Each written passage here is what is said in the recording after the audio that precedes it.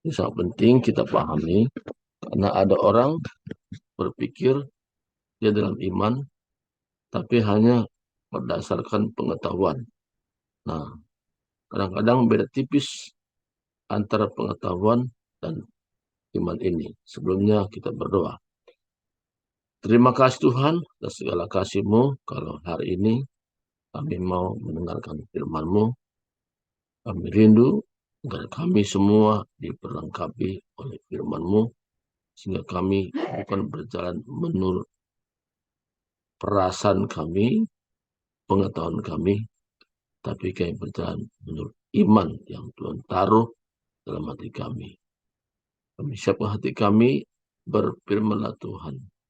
Hari ini kami siap untuk mendengarkannya. Di dalam nama Yesus Kristus, kami sudah berdoa dan bersyukur. Haleluya. Amin. Dan hari ini, tema firman Tuhan yang sampaikan bagaimana kita berjalan dalam iman. Ini sangat penting untuk kita pahami bagaimana berjalan dalam iman. Seawal dengan firman Tuhan, Ibrani pasal 11, ayat yang ke-1 atau pertama. Iman adalah dasar dari segala sesuatu yang kita harapkan dan bukti dari segala sesuatu yang tidak kita lihat. Dalam terjemahan bahasa Inggris lebih tajam diperjelas, now faith is being sure of what we hope for, being convinced of what we do not see. Artinya sini ada perkataan dalam bahasa Indonesia tidak disebutkan, yaitu tentang sekarang. Jadi iman itu dimulai bukan kemarin atau beberapa tahun yang lalu, tapi iman dimulai dari sekarang. Artinya dia bentuknya present tense.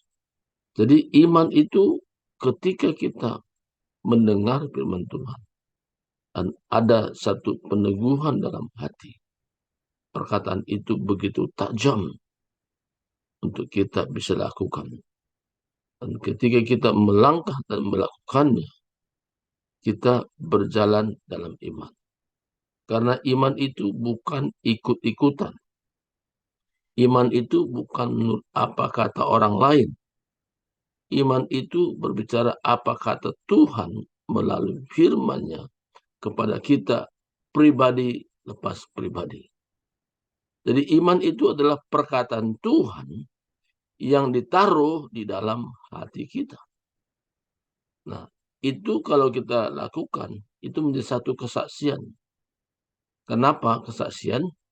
Karena kita bukan hanya mendengar, tapi kita menjadi pelaku firman Tuhan. Ya, Tuhan mau kita semua tidak hanya diisi dengan pengetahuan, tapi kita punya pengalaman hidup bersama dengan Tuhan melalui firman-Nya. Sesuai tema tadi, berjalan dalam iman, artinya kita adalah orang-orang yang Tuhan panggil, yang Tuhan sudah pilih, Tuhan tetapkan, kita menjadi contoh, menjadi teladan. Kenapa katakan contoh dan teladan?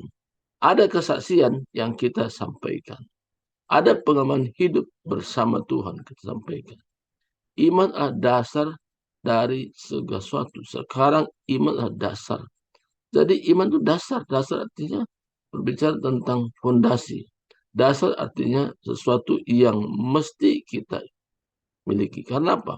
Karena tanpa iman, kalau kita baca ayat yang ke-6 katakan di sini, tanpa iman tidak mungkin orang berkenan kepada Allah.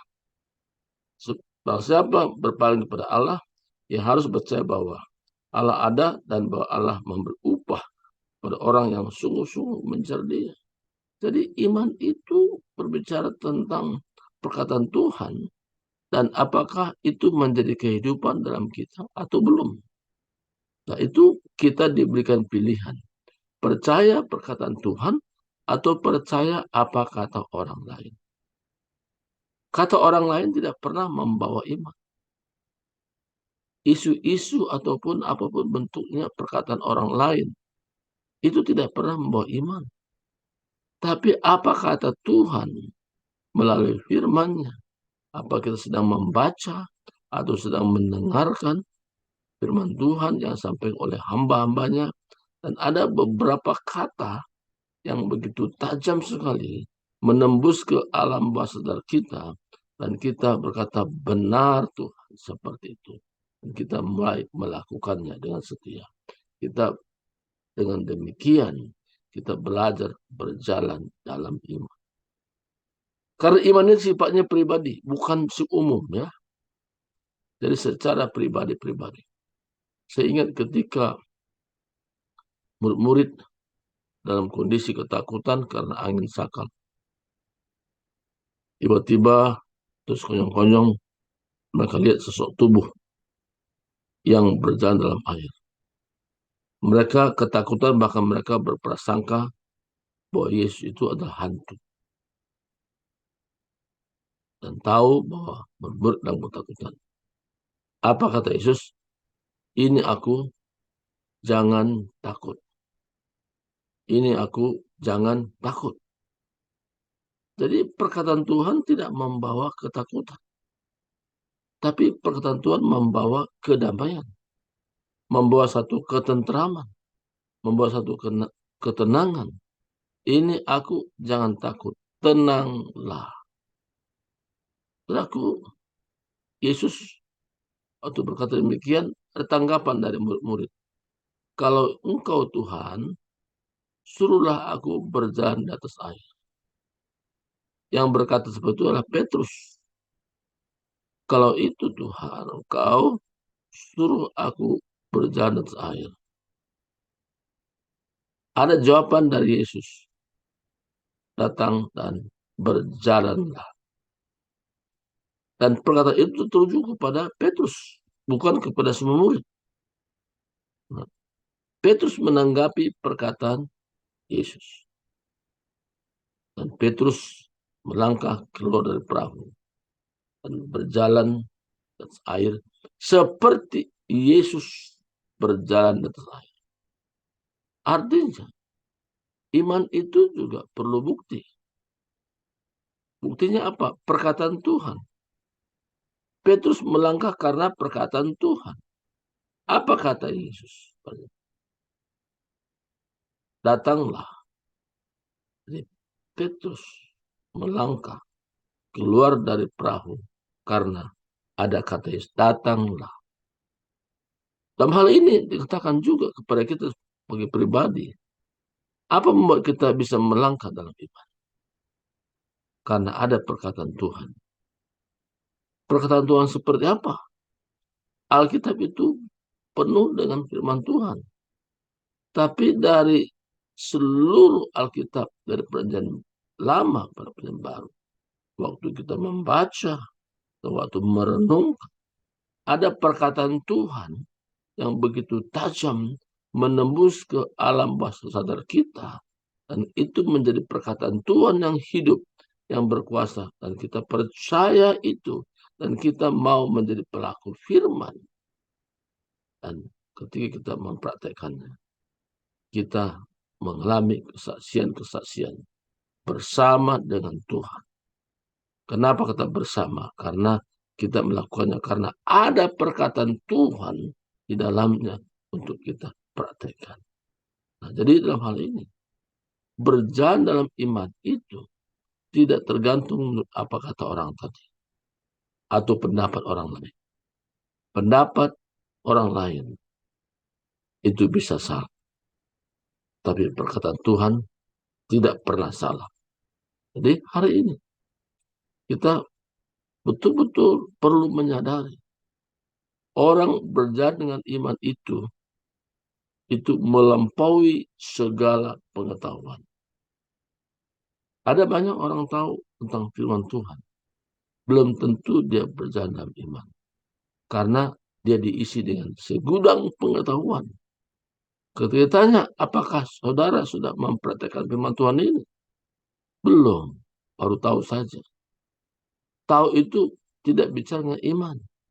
Tapi iman yaitu sudah mengetahui dan itu hidup dan berkuasa dalam hatinya. Dia menjadi pelaku firman Tuhan. Ketika dia praktekkan, ada kesaksian-kesaksian hidup dalamnya. Dan dia bisa ceritakan kepada banyak orang. Jadi iman itu melampaui segala pengetahuan. Faith is beyond the knowledge. Melampaui segala alam alam yang dimana kita mengerti sehari-hari. Apa yang kita lihat, apa yang kita dengar. Tapi iman itu adalah sumbernya dari Tuhan. Kita melakukannya karena Tuhan, bukan karena orang lain. Iman ini sangat penting. Nah, makanya kita bersekutu kepada Tuhan. Tujuannya supaya iman kita makin bertambah. Ada dua macam pendekatan orang kepada Tuhan. Satu pendekatan berkata begini, Tuhan, dengarlah, aku mau berbicara. Tuhan, dengarlah, aku mau berbicara. Dia daftarkan segudang permohonan kepada Tuhan. Itu amin. Selesai. Tanya, tadi Tuhan bicara apa? Tidak tahu. Saya hanya daftarkan segudang daftar doa. Yang kedua, yaitu ada orang pendekatannya, Tuhan berbicaralah, aku siap mendengar. Tuhan berbicaralah, aku siap mendengar. Jadi mengizinkan Tuhan yang berbicara dalam hidupnya. Jadi berbicara, aku siap mendengar. Jadi ada kesiapan untuk mendengar apa kata Tuhan, bukan apa kata orang lain. Ketika dia berkata, Tuhan berbicaralah, aku siap mendengar. Disitulah dia mengalami yang namanya iman yang sesungguhnya. Dia bisa melangkah, dia menerobos semua, segala rintangan dan segala halangan yang apa yang tidak mungkin bagi manusia, itu menjadi mungkin bagi dia karena dia mendapatkan iman itu perkataan Tuhan sendiri. Karena dia memiliki sikap, Tuhan berbicaralah, aku siap mendengar. Kesiapan hati untuk mendengarkan firman Tuhan.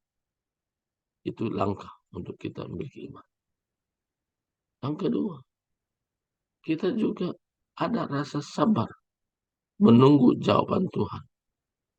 Kita tidak memaksa Tuhan, tapi Tuhan inginkan kita sabar untuk menunggu jawaban-jawaban. Makanya setiap hari kita bersekutu dengan Tuhan, yaitu menunggu jawaban demi jawaban, pimpinan demi pimpinan dari Tuhan. Kita berdoa, Tuhan,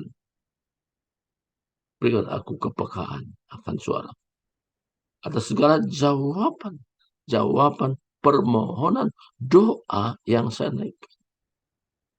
Ada kalanya dijawab dengan segera. Ada kalanya yang kita minta itu adalah Tuhan lebih tahu daripada kita sendiri.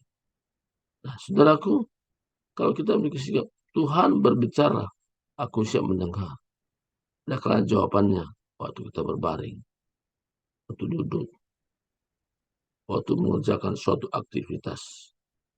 Tuhan berbicara ke dalam hati nurani kita. Karena hati nurani tempat Tuhan berbicara. Jadi, maka kita perlu memberikan hati yang peka. Hati yang peka terhadap perkataan Tuhan. Nah,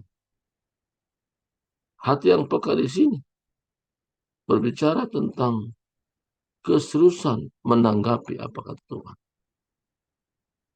Ada firman Tuhan katakan beberapa orang telah menolak hati nuraninya mereka itu, maka kandaslah iman mereka. Iman kita bisa kandas. Kenapa? Karena ketika Tuhan berbicara, apa kata Tuhan itu tidak sesuai dengan apa yang kita rindukan. Kita maunya apa yang kita mau, itu Tuhan jawab. Tapi kadang-kadang jawaban Tuhan tidak seperti apa yang kita harapkan. Nah, orang kecewa oleh karena apa yang dia inginkan dan kenyataan apa yang dihadapi. Sangat berbeda, sangat berbeda. Jadi orang kecewa itu adalah orang yang dimana harapannya dengan kenyataan berbeda, itu kecewa. Kecewa. Kenapa? Kecewa karena yang dia minta kepada Tuhan, yang terjadi jawabannya sangat berbeda sekali. Ya, berbeda sekali dengan kenyataan. Ada seseorang, yaitu seorang insinyur dengan sibukannya sehari-hari sebagai seorang insinyur. Waktu dia melangkah, di mana beberapa langkah kemudian dia akan menginjak kawat listrik yang telanjang.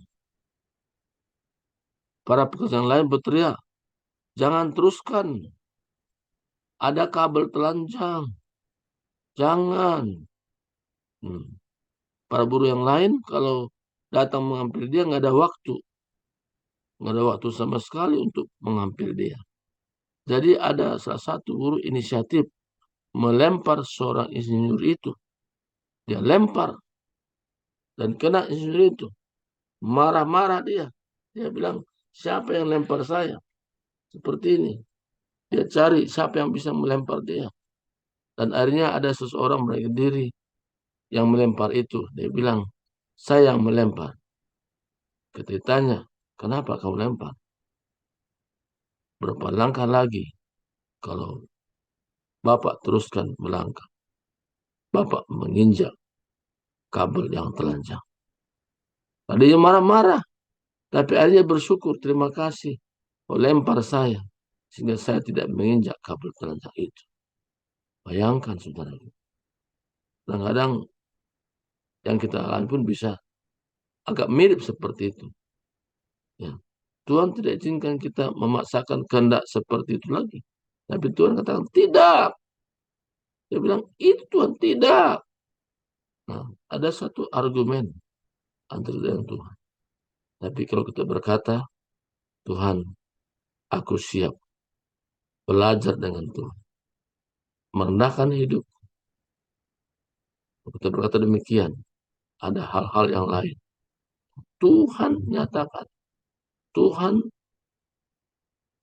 berbicara sesuatu yang lebih baik daripada apa yang kita harapkan. Dan demikian, kita dari hari ke hari berjalan beriman. Ayat terakhir, Ibrani pasal 11. Ibrani pasal 11, kita lihat di sini ayat terakhir. Ini yang sangat penting untuk kita pahami. Ibrani pasal 12 ya. Ibrani pasal 12.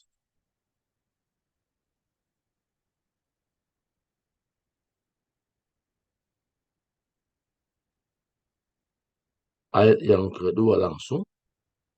Malah kita melakukan dengan mata yang tertuju kepada Yesus yang memimpin kita dalam iman dan yang membawa iman kita itu kepada kesempurnaan, yang dengan mengabaikan kehinaan tekun memikul salib ganti sukacita yang disediakan bagi Dia yang sekarang duduk di sebelah kanan tahta Allah. Jadi Yesus menjadi pusat hidup kita, pusat kendali. Jadi Yesus yang memimpin kita dari hari ke hari. Tiap langkahku diatur oleh Tuhan.